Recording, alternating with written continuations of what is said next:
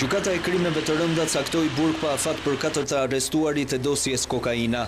2 vëllezërit Kelmenda Arjan Dalipi, Sajmir Batku dhe Gentian Gjonaj nuk pranuan të flasin gjatë caktimit të masës së sigurimit.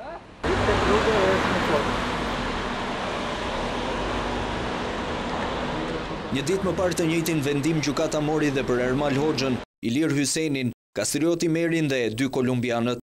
Nga deklarimet e dhëna për oficerët e policisë gjyqësore, Walter Moreno dhe Cesar Avila nxorën dhe një tjetër emër të panjohur për hetuesit. Ata i thanë gjyqtare se ishin njohur me një kolumbian me shtetësi holandeze në Bogota me emrin Carlos, i cili i kishte ofruar punë në Shqipëri. Pas mbërritjes në Tiranë, sipas kolumbianëve, Carlos i ka dhënë rreth 9.000 euro për qëndrim dhe punën në laboratorin e drogës në Xibrak.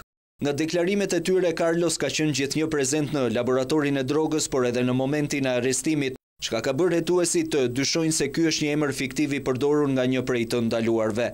Nga ana tjetër, një urdhër ndërkombëtar arresti është lëshuar për Genc Xhixhën, pasi dyshohet të jetë kreu i rrjetit të kokainës që u godit të mërkurën në Shqipëri.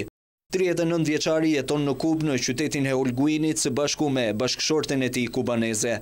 Prokuroria beson se ai qëndron pas rrjetit që kishte ngritur dhe laboratorin e përpunimit të kokainës. Hetuesit kanë zbuluar se në llogaritë e tij bankare janë derdhur shuma të mëdha parash nga disa prej të arrestuarve. Nga verifikimet, Xhixha rezulton të jetë dhe miki Ermal Hoxhës, nipi të ish diktatorit Enver Hoxha që konsiderohet si financuesi i rrjetit. Kjo është provuar dhe nga rrjetet sociale ku Xhixha ka postuar foto të Hoxhës dhe ka qenë nën shoqërinë e tij.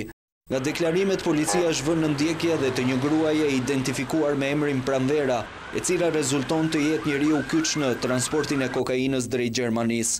Emri i saj është përmendur nga autoritetet gjermane pasi dyshohej se mbante lidhje të ngushta me Ilir Hysenin, i cili njihej dhe me emrin Bali Meta.